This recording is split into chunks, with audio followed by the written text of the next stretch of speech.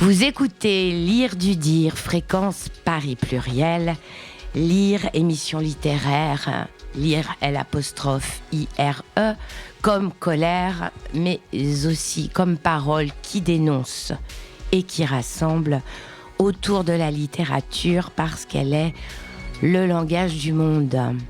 Et je suis aujourd'hui avec deux poètes et j'ai le grand bonheur de recevoir Salah Al-Hamdani, qui est poète, qui est un homme de théâtre et qui est né à Bagdad, qui a subi l'emprisonnement, qui s'est levé contre les opprimés, les oppressions.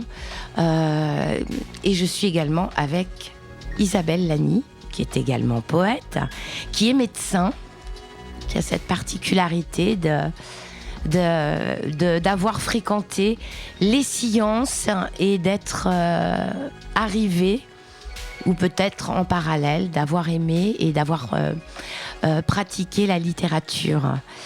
Voilà, et qui, d'ailleurs, traduit les poèmes de Salah. Alors d'abord, je voudrais vous remercier tous les deux d'être là. Vous traduisez à deux, voilà, me dit-elle. Alors, tu peux le dire toi-même. Merci d'abord à vous deux d'être avec nous. Je suis vraiment très heureuse de vous avoir parce que je considère que la voix poétique de Salah est une voix majeure. C'est un poète de manière intransitive. Voilà, il y en a peu. Et on en a un. Et on a également la femme qui l'accompagne et qui nous permet de lire ses poèmes, voilà, et qui est également évidemment poète elle-même. Alors, d'abord, j'aimerais commencer par évoquer la traduction. Voilà, on rentre dans le vif du sujet. La traduction, qu'est-ce que c'est ? Puisque vous traduisez à deux, comment c'est possible ? Est-ce qu'on traduit vraiment ? Isabelle ? Eh bien, merci Carole de me poser cette question épineuse. Avec Salah, en fait, on a commencé la traduction d'une manière totalement artisanale, sans aucune prétention. Mais alors, de manière extraordinaire, on est arrivé assez vite à traduire un premier recueil qui s'appelle L'arrogance des jours en 1996. Et donc, c'était assez drôle parce qu'à l'époque, on ne travaillait pas par écrit mais par oral. Ah ouais.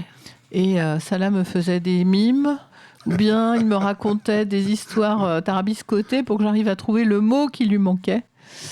Et en fait, c'était très drôle. Après, on est passé bien sûr à une traduction où il fait le premier jet écrit en français.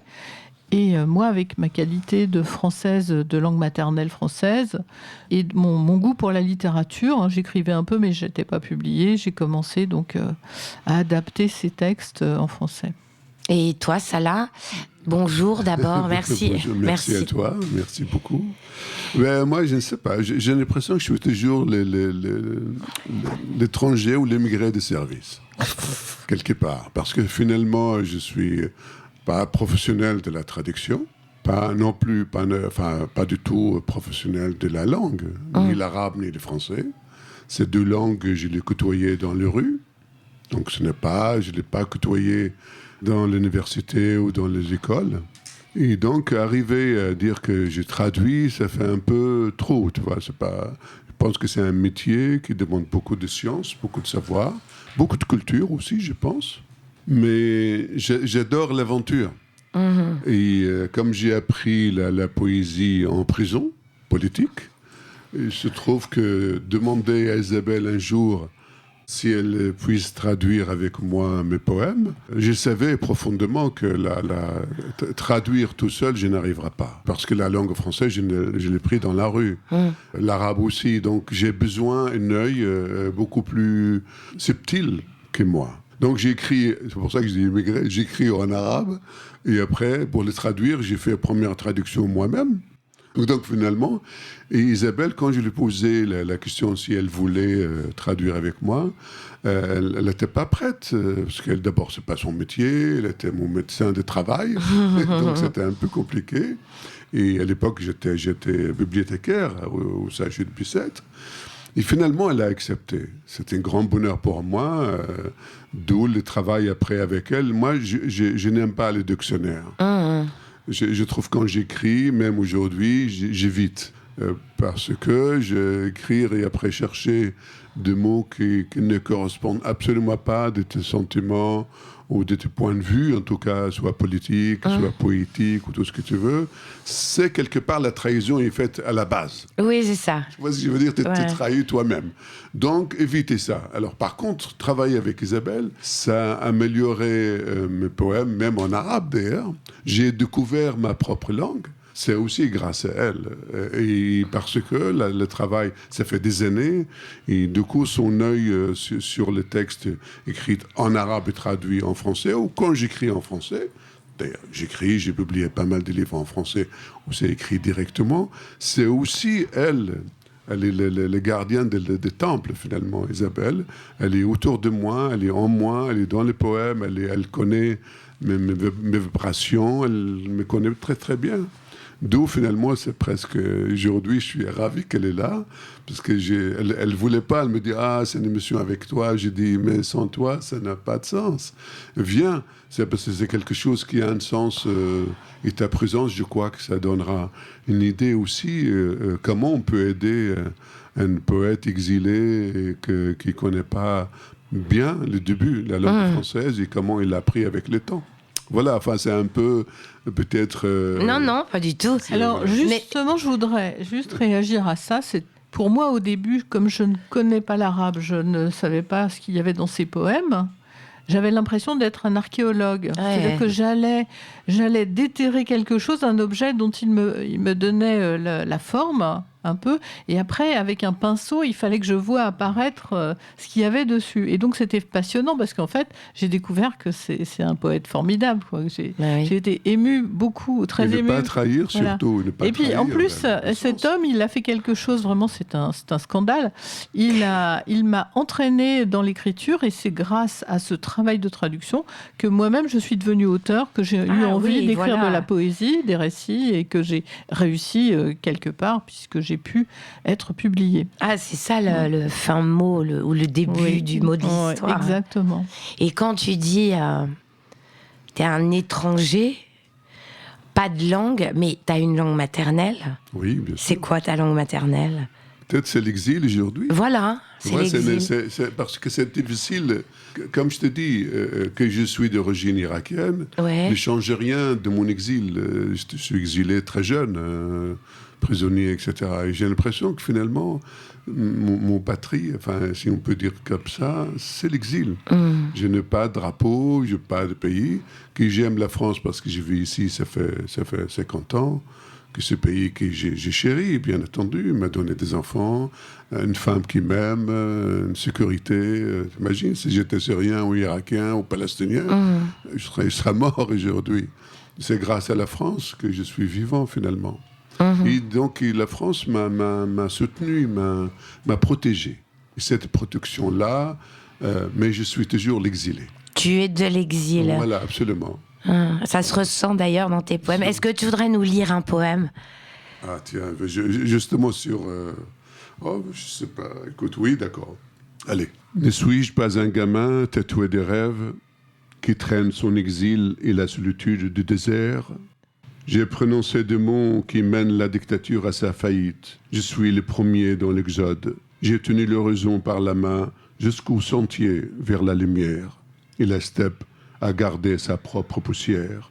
Radoteur de lune et jamais déserteur, enfant de la misère, je révèle l'origine du vent et vous menace avec ma mémoire. J'écrirai à cette main qu'on pose sur le drap d'un mourant, à cette larme qui coule le long du visage de l'aurore, à ces regards qui voltigent derrière un départ. Je chérirai ce reste de lumière pour l'arrogance du jour, pour les cendres de vaincus. J'offrirai l'odeur de la forêt inondée à la pierre, à ceux qui ne voient pas tes yeux, à ces mirages de monde dans l'ombre. J'inventerai une prière sur une terrasse, à mes rêves éphémères sur la paix, à votre Dieu, sans verge ni vagin, à toutes les guerres des lâches. Et j'écrirai encore Le ciel est au-dessus de ma table à celui qui a voulu tracer le mot liberté sur les collines de ton corps. Fréquence Paris pluriel 106.3 et c'est Salah Al-Hamdani qui est avec nous et que nous venons d'entendre. Là, c'est un inédit? Non, c'est un poème écrit en français. Ah, voilà, ça c'est intéressant. Voilà. C'est un poème écrit en français, publié dans un livre qui s'appelle Bagdad, mon amour, un extrait d'ailleurs. D'accord. Et là, j'ai essayé avec le temps de lui donner beaucoup plus de sens. Et donc, c'est vraiment, vous voyez, tu vois, je suis dans la rue, je suis dans la cité, quoi. Voilà. Enfin, c'est bon, les gens apprécient ou pas. Ouais. Ça veut dire quoi, lui donner plus de sens, hein? Est-ce que tu crois que la poésie... Il faut être bagarreur dans la poésie. C'est-à-dire... Il ne faut pas être contemplatif de ce qui se passe autour de soi. Le poète, pour moi, il est normalement destiné à être fusillé. Et je ne suis pas. Je ne suis pas leur cas. Tu vois, je ne suis pas d'autres poètes dans le monde qui étaient fusillés. Et c'est comme ça qu'on peut, éventuellement aujourd'hui, où le poète, il peut heurter beaucoup de sensibilité des gens. Politiquement, il est incorrect. Et c'est ça qu'il faut faire. Parce que ce qui se passe autour de soi, on ne peut pas se taire. Et du coup, il faut être précis, fulgurant. Et comment être fulgurant? J'en sais rien, moi.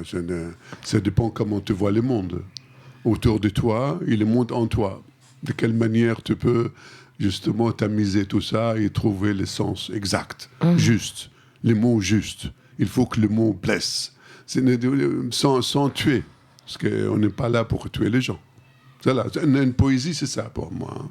Mais le mot du poème, pourtant, il est utilisé de manière détournée, retournée, contournée, traversée. Oui, est-ce que ça lui donne une puissance pour blesser ou... Je comprends ce que tu veux dire.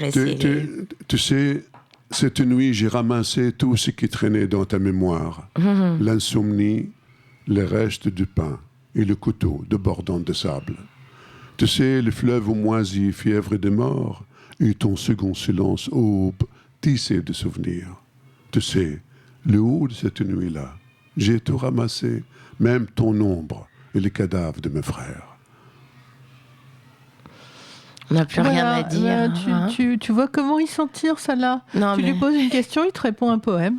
Et donc, c'est ça. C'est-à-dire, c'est son mode de fonctionnement. C'est-à-dire que l'imaginaire est toujours au devant. Mais c'est pas un imaginaire vide. Enfin, c'est dans le sens qui remplirait le vide. C'est un vrai imaginaire dans lequel il y a plein de choses inconscientes certainement, mais qui ont un sens inouï. Ce qui fait que dans nombre de ses poèmes, notamment les poèmes qu'il a publiés dans les années 90-2000, début 2000, il y a énormément de visions. C'est des poèmes très cinématographiques, visuels. C'est souvent une éruption d'images, tu vois. Absolument. Et puis après, les choses sont devenues plus philosophiques, avec, par exemple, dans son recueil de fragments poétiques qui s'appelle « La sève et les mots », vraiment, c'est des phrases de sagesse, quoi, qu'il a extrait de ses 20 années d'écriture poétique en français. Donc, voilà, sa poésie, elle a plusieurs faces. Hein. Il y a cette face à la fois d'éruption de volcans visuels et aussi de pensée profonde. Et l'engagement. Tout ça, c'est l'engagement. Ouais. Vu qu'on se met nu face au l'oppresseur, face à tout ce que tu veux, les fêtes de... Isabelle, c'est intéressant parce qu'elle amène quelque chose. Quand je suis retourné en Irak pour voir ma mère après... Il n'y a pas si longtemps. Après 30 ans d'exil, ça fait, oui. En 2004. 2004, je suis T'es pas allé. retourné depuis? Non. Donc, quand je suis allé à Bagdad, après 30 ans, qu'est-ce que tu peux trouver? Tu vois, l'exil, comment t'accompagne à aller voir ta mère que tu ne l'as pas vue pendant 30 ans. Alors que quand j'étais à Bagdad, Isabelle, elle m'expliquait après qu'elle était très très inquiète parce que quand je suis allé, ce que j'envoie à Isabelle, je n'envoie pas que je suis à Bagdad, dans mes écrits en tout cas. J'ai trouvé un endroit où il y a des mails, un café. Les Américains, quand ils sont rentrés en Irak, ils ont ouvert beaucoup de cafés Internet. Peut-être c'est aussi pour leurs soldats. Je ne sais rien. En tout cas, moi, j'ai profité et j'écriais des poèmes à Isabelle de Bagdad.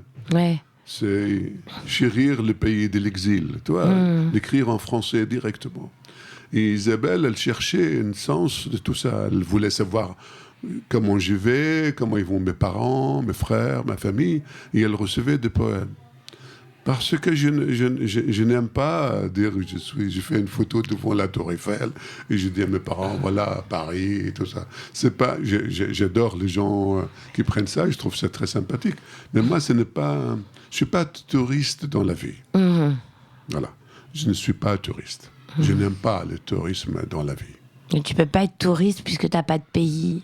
Voilà, non, mais dans l'écriture aussi, tu vois. Oui, bien sûr. On n'est pas là, on contemple pas une tempête, on est dedans. Et je pourrais ajouter qu'en même temps qu'il ne va pas écrire des lettres où il raconte des choses factuelles, quand il fait un récit, en fait, on touche au plus profond de son être, en fait. Parce que dans le récit, il parle de manière très subjective, bien sûr. Il ne parle pas forcément d'événements pour lesquels il y aurait du suspense ou des retournements de situation, mais au contraire, c'est des choses existentielles qui sont mises au devant. Et finalement, c'est l'essentiel dans la vie, quoi. Tout à fait. Alors, on va marquer notre première pause et on va écouter un poète aussi, un slammer qui s'appelle Oxmo Puccino et qui chante La loi du point final.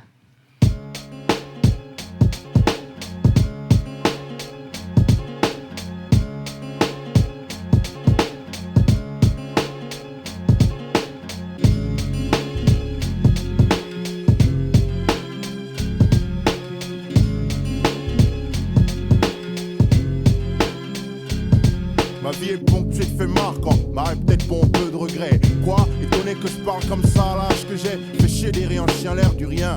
On se laisserait rêver du pouvoir mettre à terme un point final à tout ce qui merde. Faut que ça cesse toutes ces agressions de keuf. Les yeux des gens de la jet set me jugent du faciès jusqu'aux chaussettes. Je sais que je m'en veux d'avoir haï au point de souhaiter la mort de tous les gens que t'aimes et de te laisser en vie. Mais fallait y penser avant de faire mal. Mettre un point final à toutes ces grâces gratuites et criminales. Faut surtout pas que les frères cessent de se pointer finalement, puisqu'il faut qu'il n'en reste qu'un pour qu'une race soit en paix. Que les parents cessent de crier sur leur fils qui ramène pas le succès fiscal tôt. L'an 2000 c'est pas les 60s. Ta vie un livre sans virgule, car faut pas se priver, sachant que chaque chose a un point final. Pas vrai les nuits où j'ai rêvé de cesser une vie, les fois où dans le fond je me demande ce que je fous. C'est parce qu'on dit que ça va s'arranger qu'on reste ici, car c'est la loi du point final qui nous tient debout. Je compte plus les nuits où j'ai rêvé de cesser une vie, les fois où dans le fond je me demande ce que je fous. C'est parce qu'on dit que ça va s'arranger qu'on reste ici, c'est la loi du point final qui nous tient debout. La vie est belle comme une pin-up, une pipe, un striptease dans un pipe show. Vise les mauvais trips, c'est chaud, demande pourquoi mes types disent du pur son de vermine sur la FM. C'est rare comme trouver des couilles dans le slip des élus FN. J'suis vulgaire comme les ruelles sont cruelles. Et c'est cette putain d'époque qui change les marques du trou en Père Noël. Une brève nouvelle du front, ici c'est marche ou crève. Par les trêves, c'est comique comme des putes qui font la grève. C'est grave, mon glaive grave l'écorce. J'brave le danger, borse, Staline au bicrave. La rime écorce, le jeu l'étranger en bave. Faut que ça s'arrête, mettre la charrette avant les bœufs, de la caille dans ma barrette, de la paille dans ma bœuf. Peu importe les moyens, vieux, le feu a cramé les pieux. Sur les yeux de ma mère, y'a rien que des païens dieux. Doyen me garde, j'ai fini. Voyou sur mes gardes, flingue contre cailloux, ça bat. J'suis sous la merde à 100 000 lieues. Les nuits où j'ai rêvé de cesser une vie, les fois où dans le fond je me demande ce que je fous. C'est parce qu'on dit que ça va s'arranger qu'on reste ici, car c'est la loi du point final qui nous tient debout. Je compte plus les nuits où j'ai rêvé de cesser une vie, les fois où dans le fond je me demande ce que je fous. C'est parce qu'on dit que ça va s'arranger qu'on reste ici, c'est la loi du point final qui nous tient debout. Arrête de me saouler sous la couleur de ma chose ou de ma peau, non y'a pas de pourquoi cette parano. Faut que t'arrêtes, c'est ouais, tout. Faut que tu saches que mon foutu schlass c'est ma sécu. Si la merde avait une valeur, mes négros naîtraient sans trou du cul. Faut que je mette un point final à ce lien avec cette femelle qui ne fait pomper mon fric et me séparer de ma clique. Faut que nous mettre stop de bosser dur, chialer les procédures qui annulent la vie d'un fils nul à Moi, faut que je l'école. t'explique, faut que ça cesse le clic-clic du clock. Ma tête, mon bloc blesse. Je flippe même de foutre ma fouf en clockless. Faudrait qu'on cesse tous de croire que la vie c'est les boîtes, les belles Weston, les Aston Martin, les beaux pulls et les belles pulls. Cesse de glander, d'attendre le messie. Scander qu'ici c'est mort, demander de l'aide. Le cul sur un banc à la Tessie. Cesse de glander, d'attendre le messie. Scander qu'ici c'est mort, demander de l'aide. Le cul sur un banc à la Tessie. Merde, arrête de pomper, mec. Gare au coup de pompe sec, on paye toujours quand on cherche à tromper ou tirer les pompes. Usuel suspect, on pile l'épée au point normal. Et puis ma clique, Lino plus Oxmo Puccino, la loi du point final.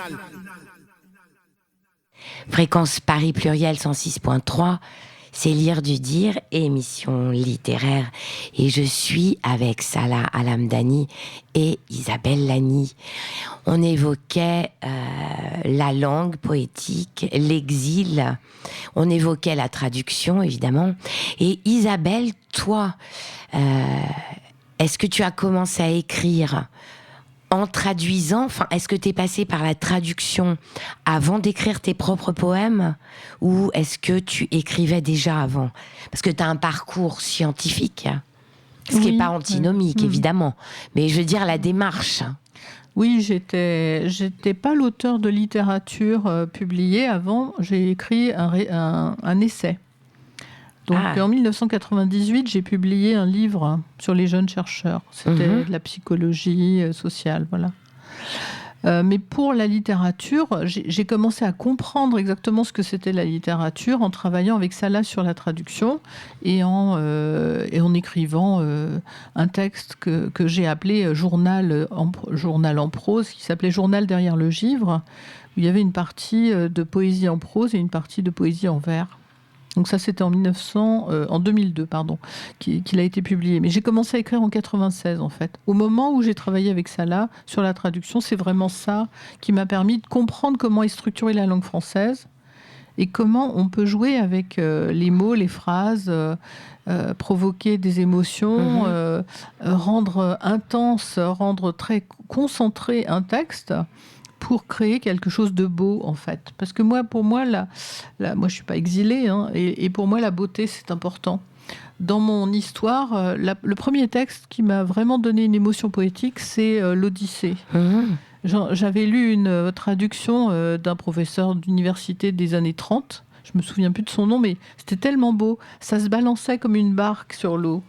Et après, depuis que j'écris, en fait, depuis que je traduis de la poésie, et notamment celle de Salah, et que j'écris la mienne, je cherche cette musique, ce balancement, qui me vient de l'Odyssée d'Homère. On veut bien entendre un poème de toi. Les mots. Et si le silence était mon langage, avide de savoir, tu récoltes mes cils, la tempête qui me traverse, tandis que je dessine ton nom à la craie sur des miroirs. Mais si je penche la tête, comprendras-tu ce geste nuage perdu dans le bleu du jour ?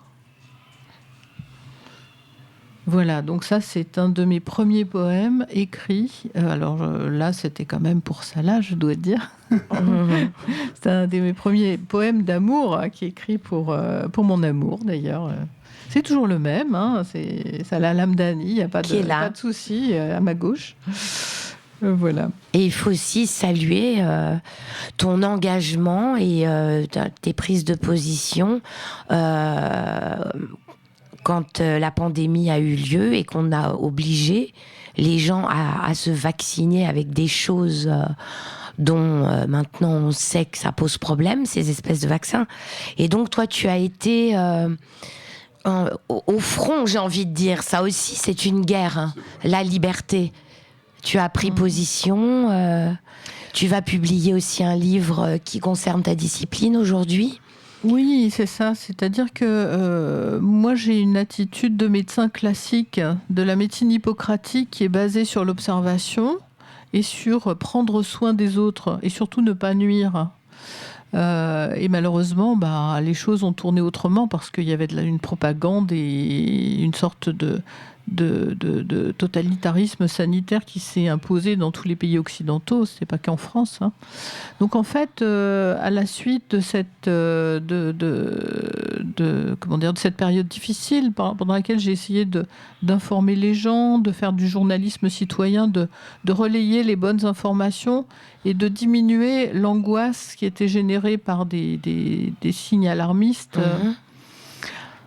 À la fin de cette période, je me suis dit il faut absolument que... ce qui est terrible, c'est que les gens n'ont plus de confiance dans leurs médecins et les médecins ne se parlent plus. Il y a une méfiance, il y a vraiment quelque chose qui est cassé. Donc il faut essayer de reconstruire quelque chose. Et à mon avis, l'idée, c'était de reconstruire des liens entre les patients et leurs médecins, et puis entre les médecins eux-mêmes, autour de ce que moi j'appelle la pensée médicale. Et donc, dans le livre que je publie, là, qui va sortir en avril, qui s'appelle « La pensée médicale en action », c'est-à-dire au cours de l'expérience médicale, pour une pratique médicale humaniste universelle. Donc, j'essaye de mettre en visibilité pour les gens qu'est-ce que c'est que la pensée médicale, parce que souvent, en fait, on n'en parle pas. Donc, on peut la vivre, on peut la pratiquer, mais on ne s'en rend pas compte. Et c'est la préservation de cette pensée médicale qui fait qu'on ne tombe pas dans le travers de la soumission et qu'on respecte la pensée hippocratique et la pratique médicale rigoureuse qui nous vient des Grecs 500 ans avant Jésus-Christ quand même. Hein. Donc voilà, donc j'ai écrit ce livre dans une idée, c'est un livre tout public, dans l'idée déjà de redonner de l'espoir aux patients et puis d'essayer de faire en sorte que les médecins se parlent à nouveau. Qu'il n'ait pas peur des dictats et des...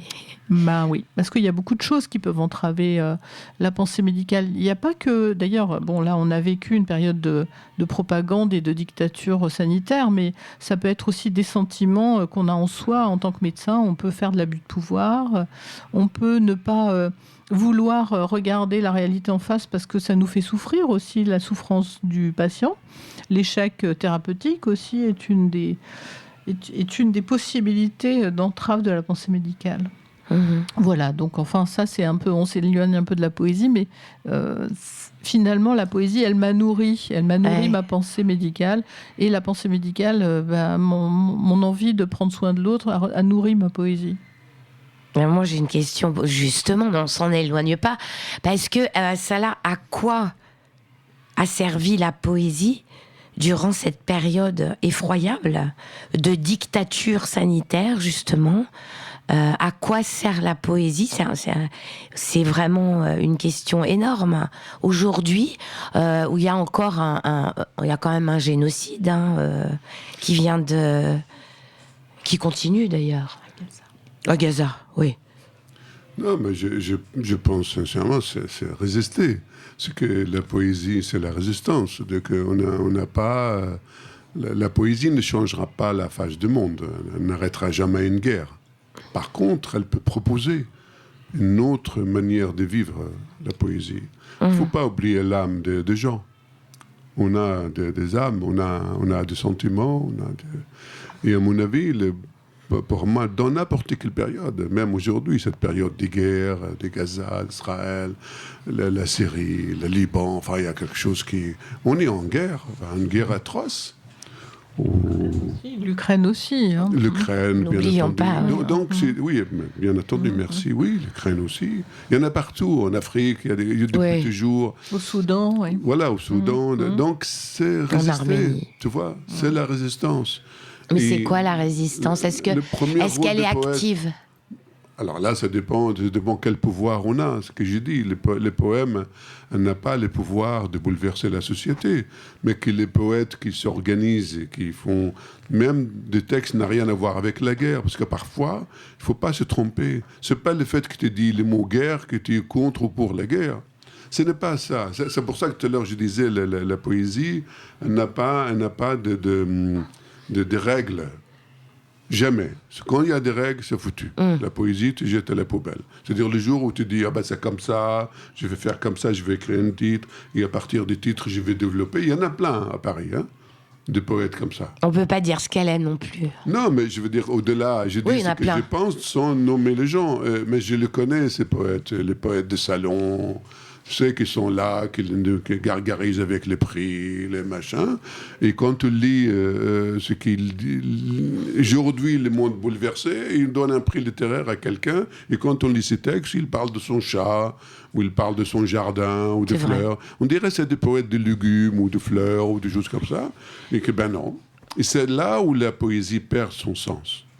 Comme je disais, je reviens à la base. Un poète doit être fusillé. Et bien aujourd'hui, face à ces catastrophes humaines, et parce que c'est énorme quand même, il y en a des milliers, des centaines de milliers de morts. Et tous les jours, des massacres, des gens qui meurent. Aujourd'hui, il y a de la famine à Gaza ou ailleurs. Tout ça, c'est insupportable. À un moment donné, il faut que ça cesse, il faut que ça s'arrête. Et bien, ça s'arrête avec qui va l'arrêter? Les poètes, ils doivent jouer leur rôle de poète. C'est comme ça qu'il devient responsable. Oui, ils doivent ranimer les braises de la résistance. C'est toujours une petite chaleur qui reste quelque part et qui fait qu'à un moment donné, on communique avec l'âme de l'autre et on réveille sa capacité de penser, sa capacité d'empathie et d'être avec les autres, quoi. Il y a beaucoup d'organisations autour de la poésie. Ils n'organisent jamais quelque chose autour de ça, justement. Moi, ils m'ont invité dernièrement dans une ville où j'étais, pardon, excusez-moi des mots, invité d'honneur. Bon, ça ne me fait pas de... Bon, j'ai accepté. Ils m'ont dit c'est un salon de livres contre la guerre. Et moi, j'ai écrit, j'ai dit... Mais moi, je suis pas... Peut-être je suis pour la guerre. Je préfère beaucoup plus pour la paix. Parce que la paix demande beaucoup de courage. Et d'imagination. Et une pensée profonde. Et donc, si tu veux... Alors, c'est pour ça que j'ai dit qu'ils organisent quelque chose pour la paix. Mais pas la paix à moitié. Pas la paix... avec des assassins. Parce que moi, je ne veux pas faire la paix avec des gens qui assassinent des enfants. Sûrement pas. Mais par contre, oui, il faut absolument que ce mot « paix » prenne un sens. Eh bien, il faut qu'il y ait des grands poètes, ou des petits poètes, ou des poètes médiocres même, qui sont les bienvenus. Je veux dire qu'il faut que les poètes se soudent face à cette catastrophe. Et la paix, ça se fait aussi avec nous. Il faut tirer les tapis sous les pieds des hommes politiques. Partout. Partout. Et les poètes, je ne suis pas anarchiste, bien entendu. Léo Ferré, je l'adore, mais moi, je suis beaucoup plus admirateur d'Albert Camus. Donc, si tu veux, quelque part, pour moi, c'est ça qu'il faut faire. Il faut que nous parlons de la politique comme on veut, nous, les poètes. Ça, c'est déjà important. Oui, il ne faut pas laisser les mots de destruction envahir le vide. Et c'est important de prendre la parole, et de garder la place qui nous revient à chacun. Finalement, chacun est légitime dans sa vie. Il a vécu, il a rencontré plein de choses. Et qu'on soit un bon poète ou pas un bon poète, on a toute légitimité à défendre la paix et à trouver les moyens qu'on a pour le faire. Oui, il faut nommer les choses. Et le poète a cette capacité extraordinaire. Il peut nommer les assassins, il peut nommer les objets où on tue les enfants, il peut nommer les choses. Il ne faut pas qu'il ait peur, parce que sinon, je ne vois pas un poète qui a peur. Ça ne servira à rien, finalement. Bon, on va marquer notre deuxième pause, et on va écouter Souleymane Diamanka avec ses papillons en papier.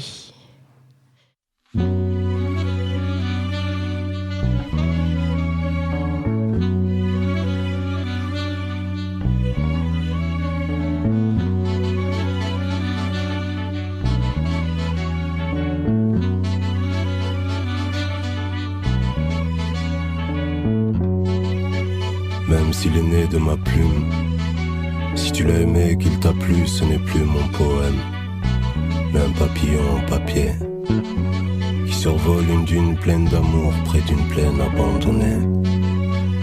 Les critères de l'écriture sont ce qu'ils sont. L'encre attire dans de longs cratères le parfum des mots et le sublime en effaçant ce qu'il sent. Comme une fleur sentimentale qui aura appris à voler en battant des pétales. Le papillon au papier se ferait un chemin de l'horizon éteint à son étoile natale. Il porte un tatouage silencieux sur la peau de ses ailes. Un de ces airs de saison que les oiseaux de nuit rêvent de saisir. Le puits d'un sol saint n'attend pas la pluie d'un seul ciel. Quand l'offre donne, l'offre reprend.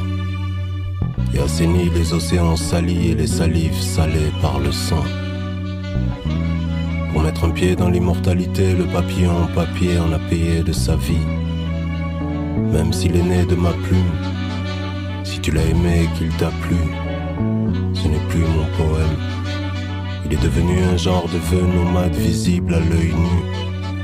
L'empreinte d'une pierre d'ambre teintée que l'auteur a empruntée à un grand peintre.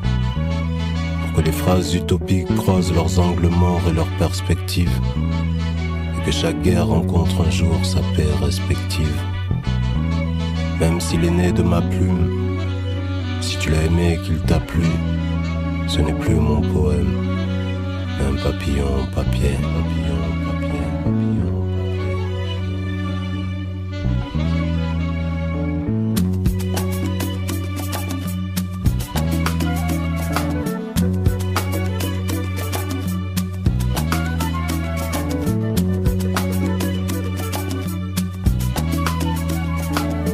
Daba jamba madia jamba. Namdimi jama. Jama mosa nimi Gimimi jama Jama mosa nimi Daba jamba madia jamba.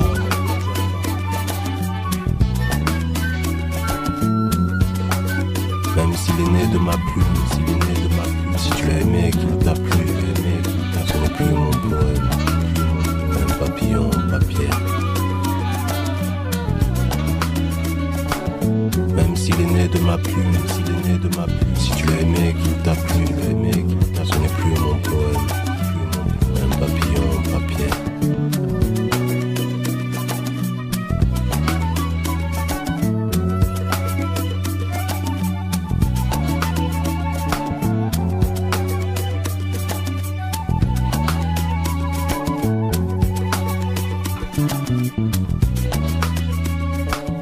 Même s'il est né de ma plume, si tu l'as aimé et qu'il t'a plu, ce n'est plus mon poème, mais un papillon en papier. Vous écoutez Lire du Dire, c'est Fréquence Paris Pluriel 106.3, Lire du Dire, émission littéraire. Et je suis avec Isabelle Lani, avec Salah Al-Hamdani. On essaie de parler du pouvoir de la poésie. Alors, voilà, la poésie, on se demandait si elle était efficiente, c'est-à-dire agissante.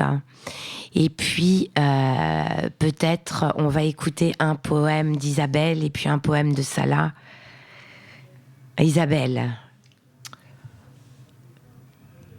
Des noms au bout des branches, à ces millions d'hommes déplacés. Exhalaison de feuilles roussies, liste de noms flottant au bout des branches. La forêt ce matin est un concert de plaintes, un refuge de poèmes exilés. Le blanc est tombé comme une lame sur le cœur de l'obscurité. Les cris des jacinthes des bois ont ridé le sang bleu du lac. Désormais, elles nous donnent à voir la folie du vent. Ici, nous sortions du noir, et grâce à toi, je capturais les cimes. Puis ils ont triché avec l'automne, alors que perlait encore au bout du regard le souvenir de la louve. L'enfantement ne vint plus. Cheveux dressés, robes lacérées, nous avons appris à refouler ces peuples dans des zones dépourvues d'amour. Depuis, un rideau de grêle s'abat sur des enfants nus. Jamais on n'aurait cru s'habituer ici à cette détestation de soi.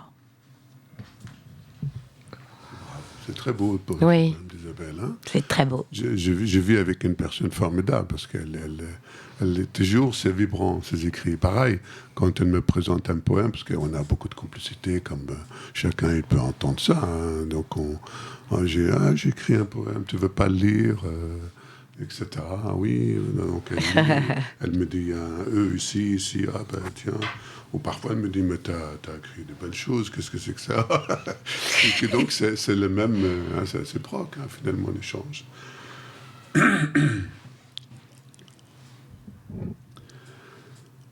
On m'appelle l'étranger, celui qui s'assoupit dans les arènes du soir. N'entendez-vous pas siffler l'esprit du réel en moi? Un pied dans le déluge, l'autre sous la grêle, un réveil après l'autre, alors que les sauterelles de l'enfance dévorent l'immensité humide.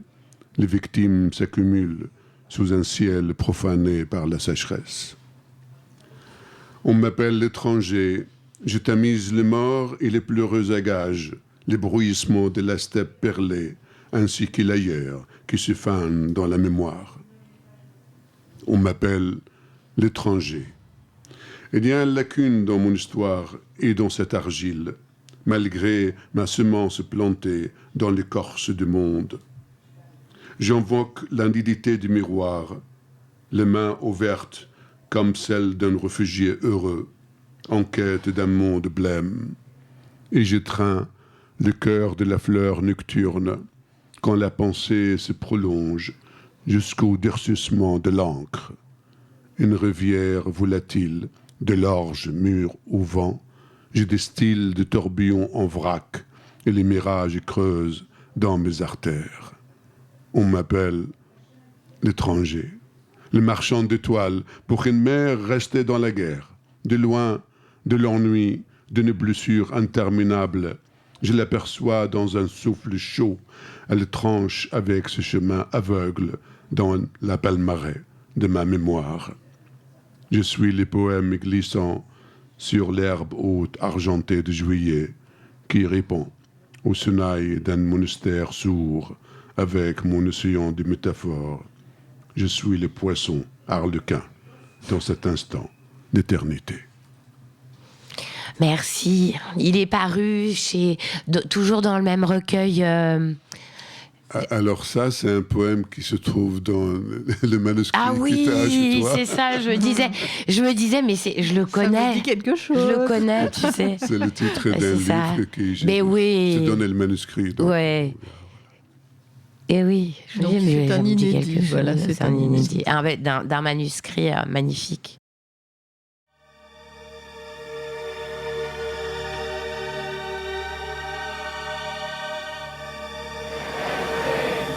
Je vous le dis, je n'ai plus d'amour dans le cœur.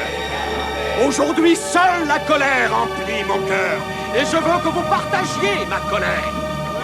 Et je suis accablé. Et je veux que vous soyez tous accablés comme moi. Oui, oui, oui.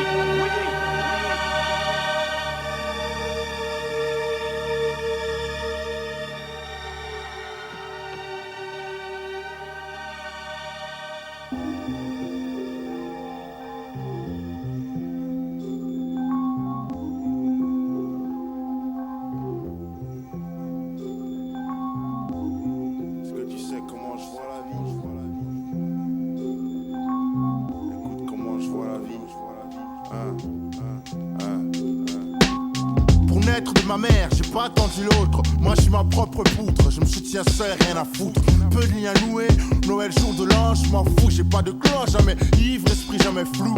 Même quand je souris, tu verras mes dents de loup, tu pourras tout lire de ma douleur, de la canine à la molaire. Tu grandis la rue, tu apprends les dures lois. Tu vois un con qui dit, j'ai plein d'amis, dis-lui te pure toi. Choisis bien pour qui tu vises, venge-le au minimum. Un ami qui se sauve, s'en va seul, laisse ses ennemis.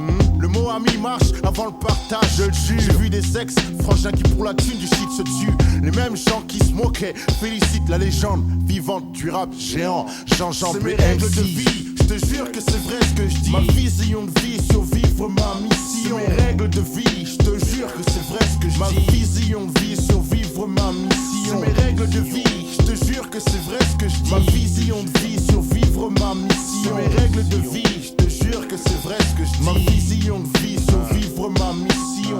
Mêle pas ta femme aux proches, femelle ou homme, car les femmes c'est jalousie énorme, les hommes suivent leurs hormones. Comme un sportif au saut à la perche, qui après son show chute, sans tapis qui amortisse.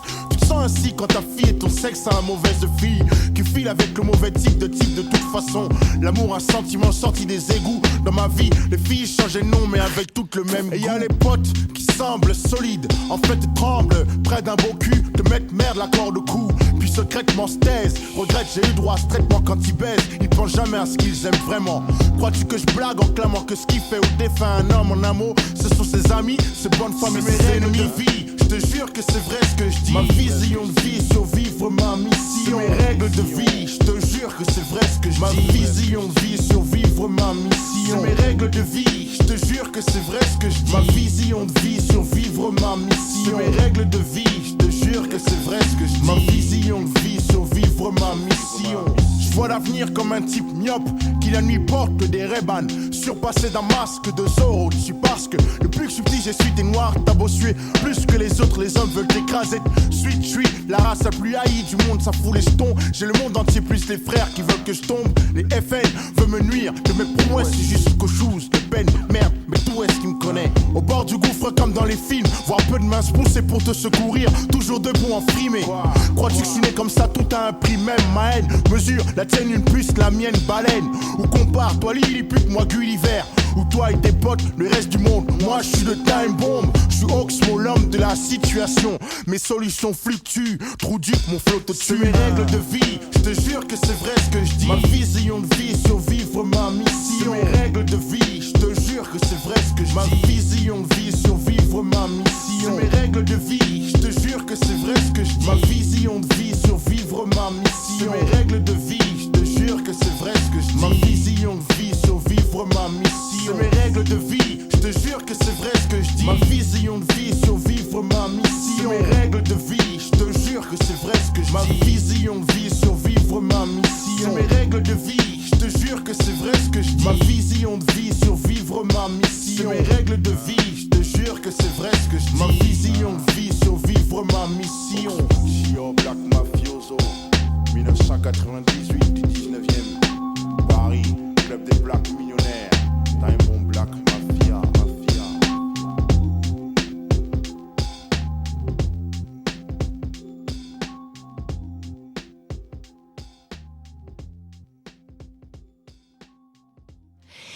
Et alors, tu parlais de l'exil, mais aussi de quand tu étais prisonnier. Est-ce que c'est là que la poésie est venue?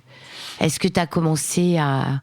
Ces deux questions, parce que je me demandais aussi si tu avais écrit ce poème en français ou bien en arabe. C'est un poème en français. D'accord. L'étranger. C'est magnifique. Voilà, faut rendre hommage à la langue française parfois. C'est peut-être pour ça que quand je suis allé à Bagdad, c'était aussi d'écrire à Isabelle, c'est rendre hommage à la langue de l'exil. Tu vois, c'est les récoltes. Ouais. Aujourd'hui, je récolte. Ouais. Finalement. Ouais. Donc, cette langue, elle m'aide à récolter quelque chose. Et ces récoltes, c'est ça. C'est les saisons. Les saisons d'argile, les saisons amères, les saisons... Tu vois, tout ça. Et donc... non, comme je disais, quand on est commencé, je n'ai pas un certificat d'études, moi. Voilà, donc un enfant de misère, je vous menace avec ma mémoire. Vous voyez, j'ai pas de couteau, j'ai pas de pistolet, je n'aime pas la guerre. Pourtant, j'étais engagé dans l'armée, j'étais commando et parachutiste à l'époque de Saddam. C'est comme ça, après, j'ai aidé les Kurdes quand j'étais soldat. Et j'ai aidé des enfants kurdes, libéré des enfants kurdes. C'est que je souhaitais aujourd'hui qu'un soldat israélien sauve des enfants palestiniens, sincèrement. Parce que le courage d'un homme, c'est ça. Et que je n'ai pas de nation. Saddam, je m'en fichais complètement. C'est un dictateur qui crève, comme Bachar. Aujourd'hui, il n'y a pas de problème. Mais je n'aime pas que la puissance extérieure vienne foutre le bordel dans un pays. Ça, ils n'ont pas le droit. Tu vois, les dictateurs, c'est une affaire des peuples. C'est les peuples qui doivent se révolter et faire des choses. Ce qu'on demande aujourd'hui, justement, que les gens, les soldats, ils se manifestent contre Netanyahou parce que c'est un criminel de guerre. À partir de là, c'est là où il y a l'honneur aussi des Juifs, à un moment donné. Comme les Justes en France, à certaines époques. Ils ont aidé les Juifs, les chrétiens, ils ont caché. En Algérie, ils ont caché des Juifs. Ici, les Palestiniens, qui les cachent aujourd'hui? Comment on peut les sauver? C'est des milliers et des milliers de gens tous les jours. C'est insupportable. Voilà, d'abord, il y a ça. Il y a aussi, quand ils m'ont amené en tant que prisonnier politique, je ne connaissais rien. J'avais 21 ans, 22 ans. Je ne connais pas la poésie. Vu que j'étais soldat, un pauvre gars qui n'était pas... Mais c'est le langage qui... Oui, non, mais c'est après les tortures. C'est ça, parce qu'ils cherchaient que si, tu sais, quand il y a des tortures, je ne veux pas même prolonger là-dessus, parce que ça fait des souvenirs assez terribles. La mémoire surgit, je n'ai pas envie de ni pleurer, ni rien. Mais il y a un prisonnier, poète, avec moi. Il y avait beaucoup de prisonniers poètes. Il y avait un des prisonniers qui la nuit, on dirait, il est pris, il chuchotait des mots, etc. C'était comme ça. Et moi, d'un coup, c'est ce que j'ai entendu dans l'obscurité, ça me fait du bien. Les mots me font du bien. Et donc, j'ai dit, c'est quoi ça? Qu'est-ce qu'il raconte? J'adore, c'est moi, je suis bien. Je ne comprends pas tout ce qu'il dit, mais j'aime bien. Et donc, je suis allé. Ça, c'est des choses véridiques. Je suis allé le voir et je lui ai dit, qu'est-ce que tu racontes? C'est quoi? Tu lis les livres saints, tu vois, c'est le Coran, c'est la parole des prophètes, j'en sais rien, moi. Quand tu es ignorant, tu vas vers des choses que ta mère, elle t'a dit, ça, c'est la parole de Dieu, ou ça, c'est la parole du prophète. Voilà. Et donc, l'autre, il me dit, non, c'est des poèmes, en arabe. J'ai dit, des poèmes? Est-ce que moi, je peux écrire des poèmes comme toi? Parce que j'aime bien, est-ce que moi je peux le faire? Alors lui, il le fait, et il me fait des biens. Est-ce que moi je peux? Et il m'a dit, toute personne qui a des sentiments, il peut écrire des poèmes. Et t'as commencé? Des leçons. Ah ben moi, je le dis, j'en ai plein de sentiments. Tu parles, j'ai arrivé prisonnier, torturé. Je dis, j'ai beaucoup de sentiments. Je suis allé chercher pendant des mois, d'abord, il faut trouver un crayon. Et moi, l'arabe, je ne connais pas très très bien. Voilà. Et donc, j'écris mon poème. Des pages, certainement, j'ai craché des choses terribles. Et un jour, je suis allé vers lui, une fois qu'on n'était plus dans la torture, bien sûr, parce qu'on attendait le jugement, et je lui ai tendu mon poème. Il l'a pris, il l'a lu, et il l'a déchiré. Il m'a dit, ça va pas, t'as perdu la tête, il ne faut jamais écrire ce genre de choses. Tiens, dans ma tête, ça fait quelque chose. Ouais. Ça fait un chemin. Tu vois, ne pas écrire ce genre de choses. Alors, est-ce que j'écris un torchon et que lui, il dit, qu'est-ce que c'est que ça? C'est pas un poème, ce qui peut arriver, bien entendu, parce que je suis pas du tout, comment dire, j'avais pas l'expérience de l'écriture. Ou est-ce qu'il a sauvé ma vie? Sauf que moi, j'ai compris quelque chose. Ouais. On peut voir des sentiments pour écrire des poèmes, mais l'écriture, c'est une responsabilité. C'est ça qu'il veut me dire. Ah oui. Ah oui. C'est-à-dire, c'est pas parce que tu mets ton nom sur un recueil, ça y est, c'est parfait, tu es poète. Et c'est quoi? Quelle responsabilité t'as appris? Qu'est-ce qu'il t'a dit? Comment ça? Ah oui, ben aujourd'hui, moi, tu vois, je demande des comptes. Hein? Pourquoi t'écris ça? Pourquoi t'as pas dit ça? Alors aujourd'hui, le monde brûle, qu'est-ce que tu vas laisser comme trace? On se rappelle de Nazem Hikmet, on se rappelle de Yanis Roussos, on se rappelle de Segers, de Aragon, de Mayakovsky, on se rappelle de ces gens-là. Tu vois, qu'ils ont laissé trace, Lorca, Babli Neruda. Quand on lit leurs poèmes, Babli Neruda, il va au fond de la... Tu vois, le paysan, il cherchait sous la pluie. Et les gens l'attendaient pour qu'il leur dise des poèmes. On a un trésor, nous, les poètes. On a notre culture commune. Oui. Notre culture commune, c'est quoi? Oui, c'est quoi? Ben, c'est ça. On vient... On vient tous de Mésopotamie, peut-être. Tiens, l'origine de l'écriture. Ou du pays où on parle pas, peut-être. On parle pas, j'en sais rien. De pays où on parle la langue d'au-delà de la langue. Bah oui, tu vois, c'est ça que finalement notre héritage et ce qu'on a acquis, et il faut qu'on le défende aujourd'hui. Donc, allez-y, lisez Camus, retournez vers ce qui est essentiel. Et arrêtez de tourner en rond dans des salons. Aujourd'hui, le monde a besoin de poètes dans la rue, finalement. C'est ça que je dis. Hein. Mais moi, je ne suis pas organisateur, je n'ai pas les moyens. Parce que les gens qui ont des décisions, ils doivent dire des choses. L'éditeur, où nous sommes là. J'ai un recueil qui va sortir chez Alain Guérius. Almanar. Un recueil qui s'appelle Palestine, je te chéris. Et c'est en français. Et vous pensez tous les deux que est-ce qu'il se crée une communauté planétaire d'écrivains? Est-ce que ça circule grâce au réseau, grâce aux moyens numériques? Est-ce que ça prend forme, Isabelle? Moi, j'ai entrepris quelque chose d'utopique, de faire traduire un de mes poèmes en différentes langues. Hein. Donc, je prépare un livre qui sera absolument pas commercial, puisqu'il y a déjà 25 langues différentes, dans lesquelles il y aura... c'est un hommage au traducteur, avec une photo du traducteur, avec des choses sur son œuvre. En général, c'est un poète, mais ça peut être un musicien exceptionnellement ou un écrivain. Et c'est pour sceller la fraternité. Parce que la poésie, finalement, c'est un médium de fraternité. Voilà.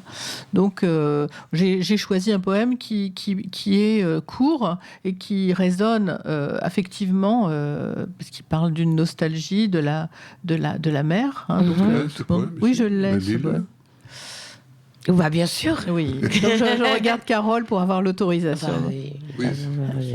Ce poème s'appelle « Retard ». Tu as oublié de revenir. Cela fait 30 ans de disparition ocre, de plis infinis et de lignes blanches autour des paupières de ma mémoire.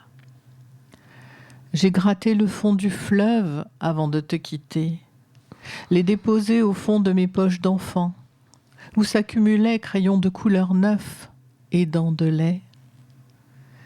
J'ai compté combien de fois tu m'avais embrassé, puis j'ai plié des quantités de bateaux avec la même feuille pour attendre ton impossible retour. Oui, très beau. Très beau. Je l'ai traduit en arabe d'ailleurs. Ben voilà. J'ai traduit pratiquement 3 recueils d'Isabelle en arabe qui sont sortis en Tunisie dans un livre. Merci, mon amour. Ça, c'est un très, très beau cadeau. Et bon, est-ce qu'on terminerait pas avec un poème de Salah? Est-ce que tu peux nous lire? Court ou un peu long? Court. Ou est-ce qu'en arabe et en français, court. peut-être? Ah bah très bien, vas-y. Alors là, je prends. Je te prends, hein. Donc c'est un poème traduit de l'arabe avec Isabelle. Justement, c'est un poème qui s'appelle L'étranger. Hein. Oui. في نهار ما سأهب عليكم مثل سخة مطر لا تبخلوا بفتح النافذة فأنا أسراب من القبرات تحط على سطح الدار وفي عز الضحى سأقص عليكم مآسي المنفى ومن ثم أأكل أجنحتي لكي لا أطير. Un jour je viendrai comme une averse. Je suis une nuée d'alouette qui se pose sur le toit de votre maison. Ne soyez pas avare, ouvre la fenêtre, car dans les hauteurs de l'aube, je vous conterai le drame de l'exil, puis je mangerai mes ailes pour ne plus voler. Merci beaucoup, Salah. Merci, Isabelle. Merci, Carole. Merci à toi. Merci beaucoup à toi.